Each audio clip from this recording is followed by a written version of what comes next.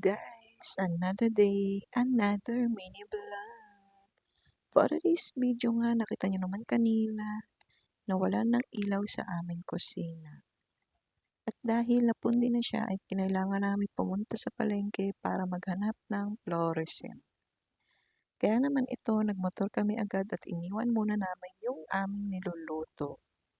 Hindi kasi namin maumpisahan yun hanggat walang ilaw kasi hindi namin makikita. Kung makikita nyo, medyo maaga-aga pa nga dyan nung umalis kami. Kaya naman parang medyo maliwaluwanag pa. At ito ako, tawang-tawa lang. Di ko alam kung sino tinatawanan ko dyan. Basta hayaan nyo na lang.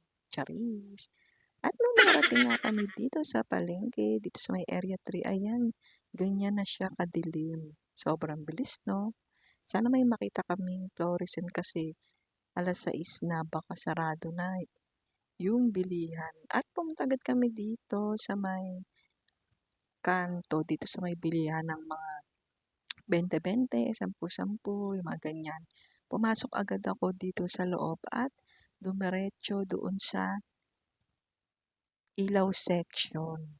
Ayan, medyo nalito pa nga kami dyan kasi di namin makita kasi medyo lumaki na ang kanilang pwesto. May mga ukay na. Kita nyo naman guys, ang cute.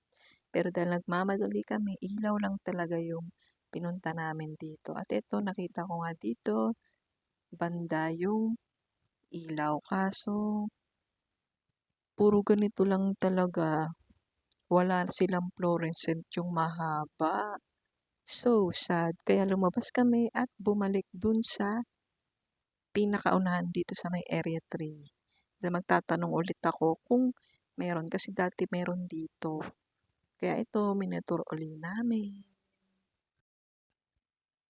At sana meron dito sa pupuntahan namin kasi sarado na talaga yung bilihan ng mga ilaw dun kay Sapida kasi hanggang alas 5 lang. Na-check kasi namin yung ilaw nung magagabi na talaga kaya doon namin nalaman na wala na, pundi na. Fast forward na nga yan guys dahil wala rin kaming nabili dun sa pinuntahan namin nung una kaya wala kami nagawa kundi umuwi na ng diretso kasi yung niluluto namin doon or yung lulutuin namin doon ay hindi pa namin naasikaso. Bali, nakapagayat-gayat lang ako ng mga sibuyas at hindi pa naumpisahan lutuin.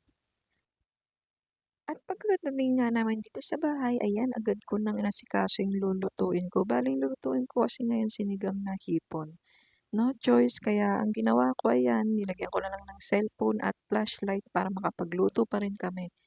Kasi kung intindi namin ilaw o madilim, hindi kami makakapagluto ng ulam kaya tiis-tiis muna sa ngayon, ganon.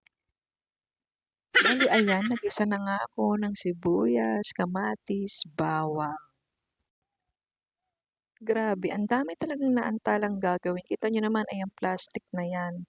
Hindi pa rin kami nakakapag-sign kasi sobra talagang dilim dito kanina.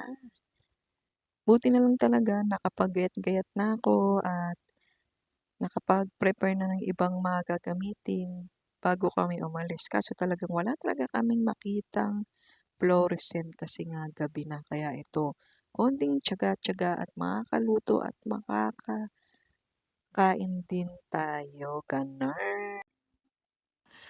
Sana Bali, all. hinihintay ko lang palang yung mag-brown lahat tapos isusunod ko na dyan yung ating hipon.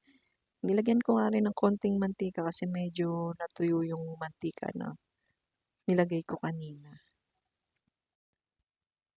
At nung okay na, ayan, hinanda ko na yung hipon kasi isusunod ko na siya. Konting halo-halo pa. At medyo hininaan ko yung aking apoy kasi nasusunog na yung aking ginigisa dito. Di ko na malayan malakas pala yung apoy, halos nakatodo. Bahala na kung anong magiging lasa nito. Charis, sinigang lang naman. Ayan, ito yung mga hipon at ilalagay ko na siya maya-maya. Ayan, lalagay ko na siya isa-isa. Bahala na ang lasa nito. Charis! Hindi sana ako magluluto ngayon si Mara sana kaso sabi niya Madali lang naman daw lutuin 'to kaya ako na lang. Pero tumutulong naman siya sa asikaso ng ibang mga kailangan, yung mga ibang hindi ko pa nagaya. Kasi bale bumili pa kami ng talong, another talong kanina kasi isa lang yung talong. At ayan guys, yung aking niluluto. At nung medyo okay na nga, nailagay ko na yung mga ingredients, nailagay ko na yung mga pampaasim, susunod ko naman itong ating mga gulay tulad ng talong, okra, at yung kangkong. Bale nakalimutan lang kasi kanina yung labanos kaya wala kaming malalagay na labanos. Pero okay lang yan kasi masarap pa rin naman. At yun lang guys, salamat sa inyong panonood sa aking mini vlog na walang ilaw. Thanks for watching.